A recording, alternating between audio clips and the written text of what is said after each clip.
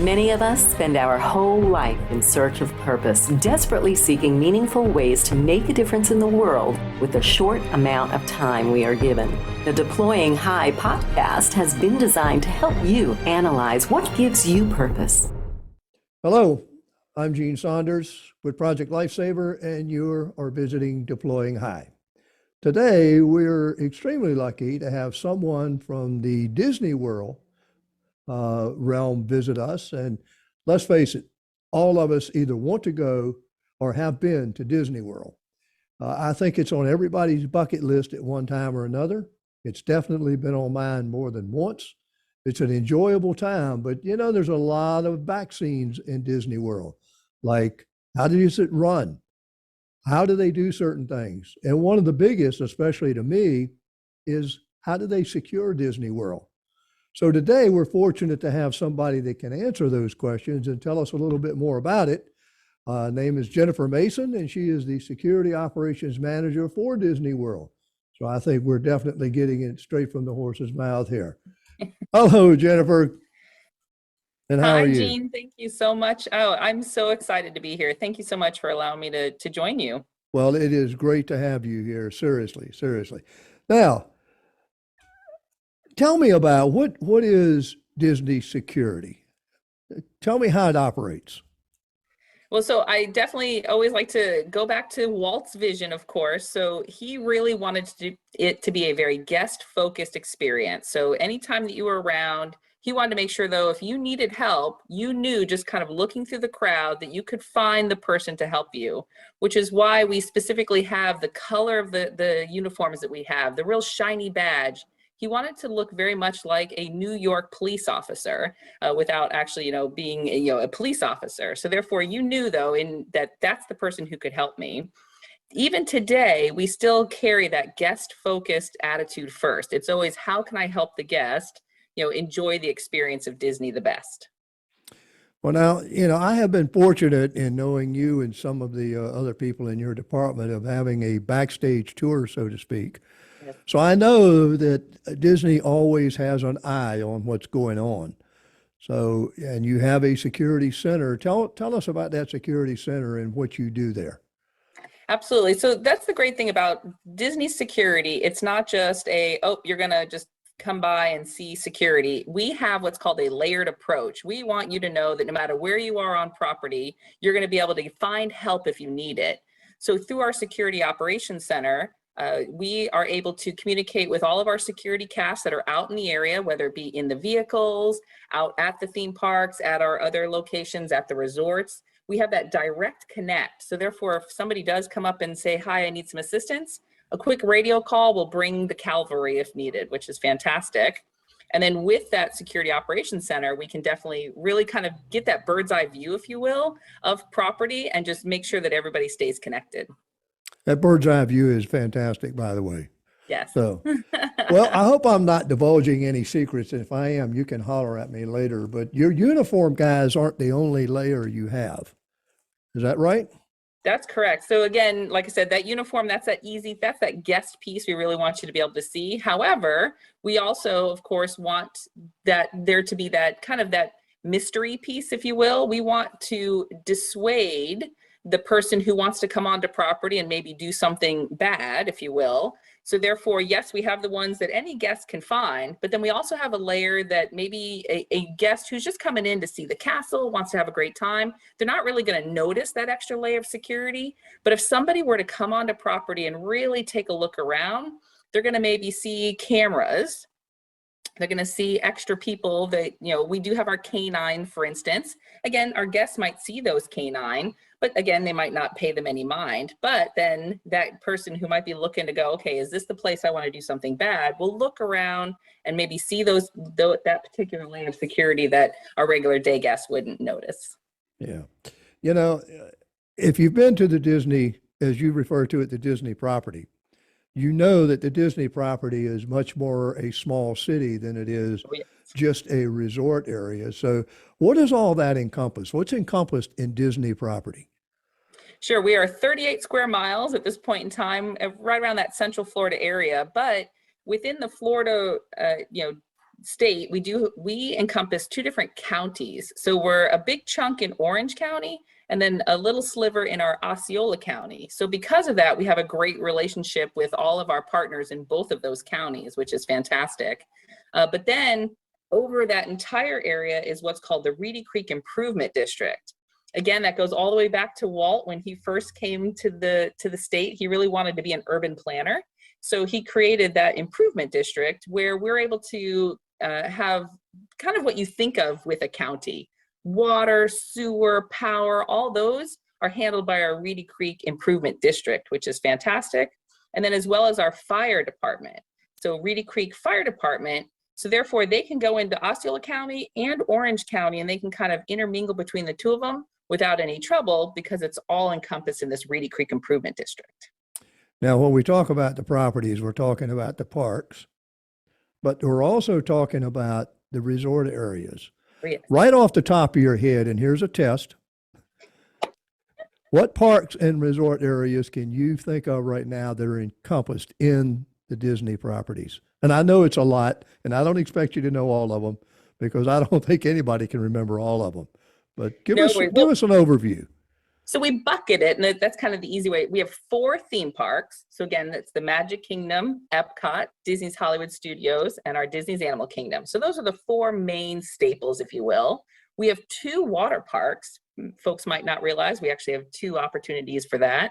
We have 2 mini golf locations that you can enjoy with your family. And then on top of that, we have over 30 resorts. And those resort properties, some of them are, just one building, with, of course, the amenities, but some of them are a sprawling campground. For instance, our Fort Wilderness Resort, where not only do we have cabins that you can rent, but of course you can come with your RV or your tent. So again, some of them are quite sprawling, some of them are very tall, but definitely lots of different properties. And then of course, Disney Springs, a huge outdoor shopping, dining, entertainment area. So, and the great thing about Disney Springs though, I always like to say, if you're not quite sure, do I really want to go to Disney? Come to Disney Springs, free parking, walk right into the whole venue for free. And you really feel like you're getting that Disney experience and you didn't have to pay any money. Granted. Now, and the Disney Springs area, I think sometimes people get confused and I get the question. So you're actually talking about Orlando and Lake Buena Vista. So Disney Springs is which? So great question actually on that one. In general, people equate Disney with Orlando. And that's fine, just because again, Orlando is such a big city and it's able to it gives people an idea of right where we are in the center of the property. However, there is not a single piece of Disney property that touches Orlando proper. We're actually in the Lake Buena Vista area, more in the Kissimmee location as well. But yes, so technically not quite in Orlando, but it's just easy to say Orlando just to get people, close to that location. Well, see, there's an education point that I didn't know. Thank you very much. I do appreciate that. No problem. All right, we've talked about Disney. Now tell us something about you, Jen. How did you get to where you are now? I mean, did you go to college, go to high school? Well, I know you did. Tell us about yourself. Well, thank you. Yes. So actually, I have been with the company now for 24 years, and it's so funny if you talk to anybody, typically they say, oh, it was just a summer job, or, oh, it was a job while I was waiting for my real job. And then it becomes this career. I tell you, the company is just really that great as far as taking care of their own. So I did get a degree from Florida State University in criminology. So my hope was to always go into a security type field. It was just one of those, I just wasn't quite sure where I wanted to go. So that's when my friend said, oh, come work for Disney while you're trying to figure out your life. So I said, okay, yeah, that sounds like a great place to go. So when I first started with the company, I wanted to join the security team. However, this was pre 9/11. And obviously that's a whole nother concept we could talk about, was what the security looked like, prior to and after 9/11. We will. No, perfect. So, Okay. So with that, there just wasn't a lot of opportunity, but people said, oh no, just take a job, get your foot in the door, because Disney really does promote from within. They really do want to, move you up and move you around while you're in the, once you get your foot in the door. I was like, great. So that's exactly what I did. I started out in foods with Disney's Animal Kingdom. I moved into operations at Disney's Hollywood Studios. I did some back of house, as we like to say, kind of that non-guest facing roles. And then I was able to finally make that jump into security, which then I made the jump from that, stepped into our emergency management department. And then now I'm back outside of that emergency management, but still under that security umbrella. So again, just lots of movement, which is fantastic. But if you look at my resume, I've had one job for 24 years. Talk about longevity. That's right. So, all right, you brought up an interesting point. So let's Yes. explore that just a little bit. What is the difference between pre-911 and post-911 Disney? So again, kind of going back to what we started with the fact that it was just, that guest facing security person was just there in case somebody was needed. Hey, I need some help. Great, come on over and help me. So there was fewer security personnel around because we had, one or two here and there, people roaming the parks, at the resorts, but they weren't as visible because it was, hey, yep, if you're looking for them, you'll find one, but we weren't, right there and visible. Now, post 9/11, of course, with the change of the world, we realized we needed to do a little bit more to secure, just the folks coming to property. So what does that look like? And there's been a huge evolution of what it did. So it started out with what we called bag checks, where we wanted to check people's bags, very similar to TSA, if you will, as far as just making sure that you're not bringing in any weapons, you're not bringing in anything that we consider what's called a prohibited item. Of course, from a security standpoint, we're looking for those things that could do harm. So from there, though, we realized it's not just about checking bags, it really is looking at behaviors. Because yes, we certainly don't want you to bring anything in, but then we also don't want somebody on our property who's there to do any surveillance. We don't want them to be looking or planning something for later. So we need to look at behaviors. And that's now where we've gone into what we call guest screening. So it's not just about what's in your bag, but it's also how are you behaving? So of course, we know when you come to our property, there is a typical behavior of a guest. They're excited, they're happy. And now it could be that they're frantic because they've got 5 kids and they left one in the car. I mean, that's totally possible, but there's still a certain behavior. So now what we do is we have our security cast that are trained looking for behaviors that just don't fit that normal, what we call that guest experience. So for instance, if you are, again, hot in Florida, if people don't know, I mean, right now we're in our 90s, yet I know people up north right now are in snow, and I'm so sorry for that. But so if you are dressed appropriately for that weather, that makes total sense. But if you're in a very long coat, heavy, clothing, that's odd for this area. So we'll do what we call, we'll make a soft approach, which is really what we do for any of our guests. We just walk up and say, hi, how may I help you? And just having that quick little interaction can also showcase, again, what might be happening with that behavior. Is it just somebody who, just really, hey, I had to come pick up my mom, but I just came from my freezing office? That makes total sense. Or is it, nope, that person now is acting even stranger? Then we can get our law enforcement team involved to do more of what we call that hard approach. Understand. Now, you're talking about law enforcement, and of course, you and I have known each other for a number of years, working closely. What do you do, or what are your procedures? You have you knew this question was coming, lost people. Absolutely. As we know, as Yes. large as that area is, somebody gets lost. What happens? So we have a very robust procedure that we train to every cast member, which is amazing. Because again, as many eyes on the situation, we know we're going to solve it much quicker.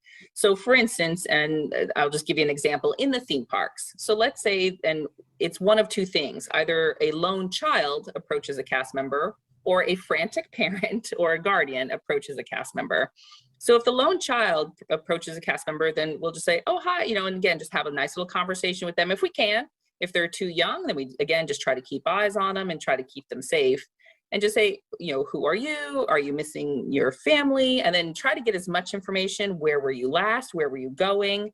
But we will now keep a cast member with that child at all times. And we typically keep them in the area that we found them in for about 15 minutes, because we figure, okay, if we keep them here, hopefully somebody's going to come here looking for them. If after 15 minutes, though, we still have not found that parent or guardian, that's when we will move them to our guest relations area so that they can be inside where it's quiet, give them a coloring book, and just keep them settled until we can, again, find that parent or guardian. Now, while that's happening with the child, we've already called our security team. We've used those radios, as I mentioned, that direct connect to not only security, but to every cast member, operations, custodial, engineering, leadership. Anybody that has that radio is going to now know, hey, we have this found child. And if they're approached by a mom, dad, aunt, uncle, anybody that says, hey, I'm missing my little baby, what can I do? And then we can immediately go, oh, they're standing right in front of, the Winnie Pooh ride, or nope, they're up at guest relations. Let's go walk you up there. And again, then we walk them, connect them, call it a day, which is fantastic. Well, I know that, you and I worked a lot towards Project Lifesaver being incorporated into some of the procedures there. And recently we started in the Orlando area, the theme park program. So, and I know you're pretty familiar with it. So I'm going to let you comment on it so it doesn't sound like I'm self-aggrandizing here. Great. So yeah, I will say Project Lifesaver from the beginning, when we first connected, if you will, so with the Disney property, and again, being as quote unquote in the Orlando area, our first connection was with our Seminole County Sheriff's Office.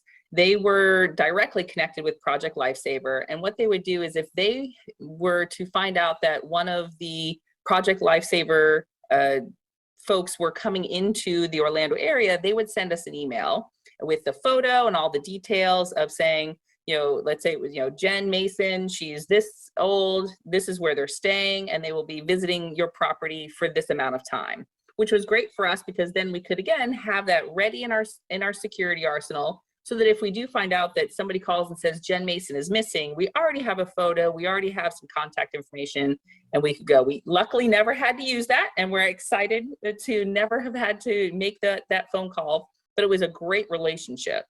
However, though, the concern came from Seminole County is quite a distance from Disney property.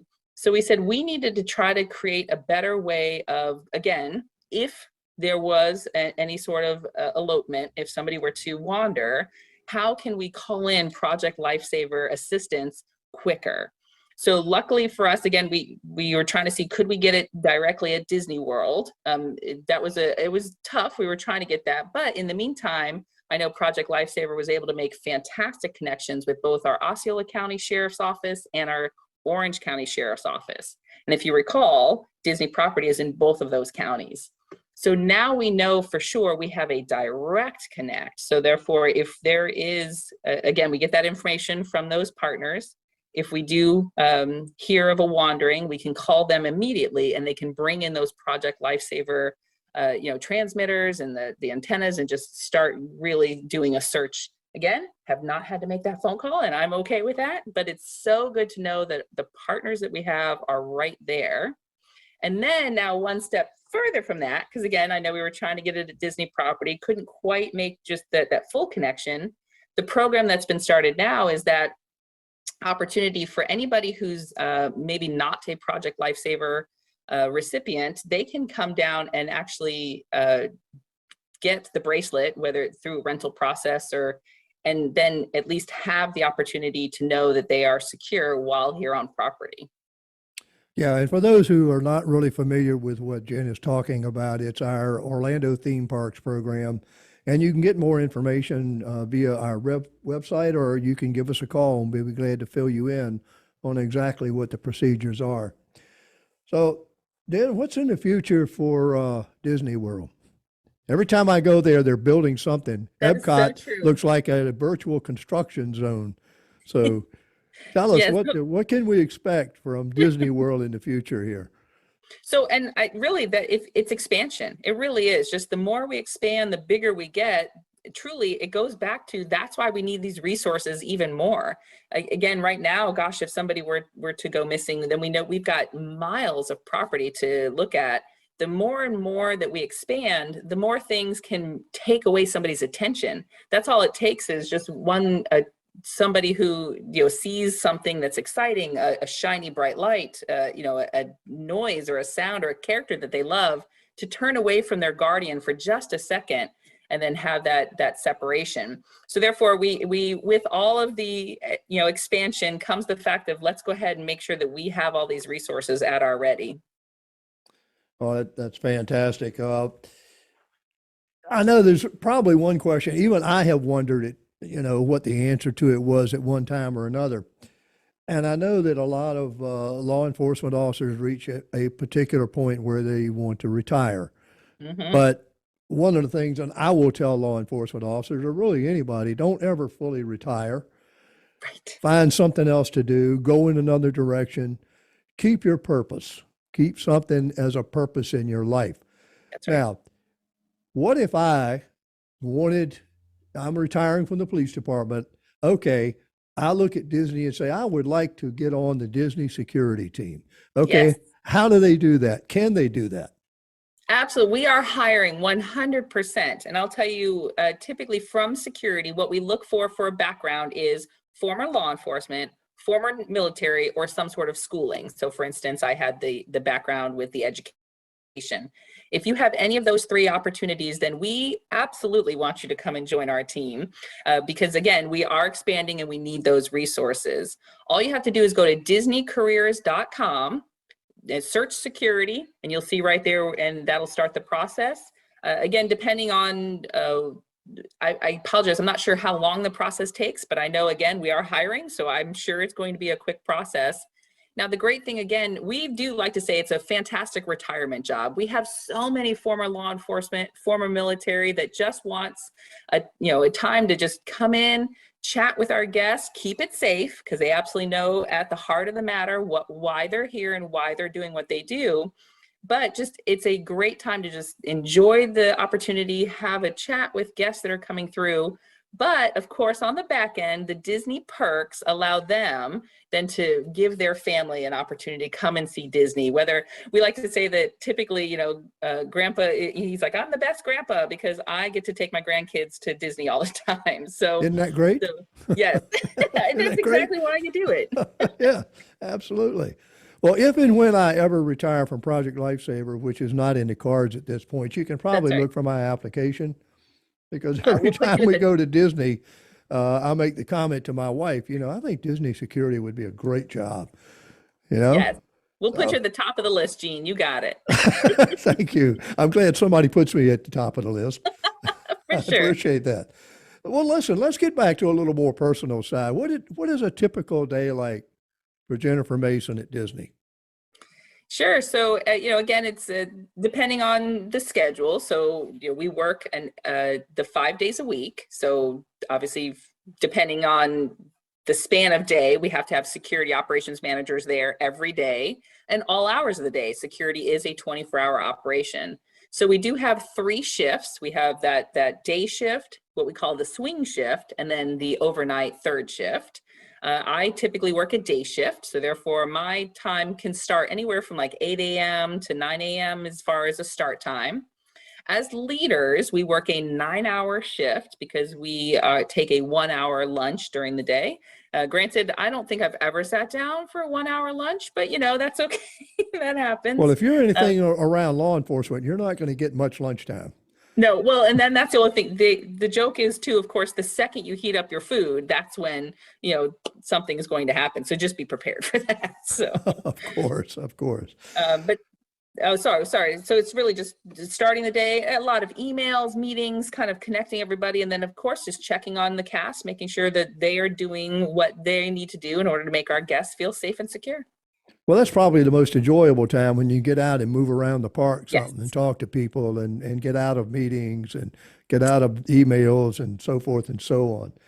Jen, it Absolutely. has been a real pleasure talking to you. I think you have really given us and our listeners some real insight as to Disney and what Disney is all about, and how you do your security there, which, just from my viewpoint, you all do a fantastic job, everything that I have seen. And we're going to look forward to seeing you at our conference Thank you. Maybe some people will come up to you and ask for a job. You never know. Absolutely. I will bring referral cards in hand. I'll have them ready. Maybe you should, seriously.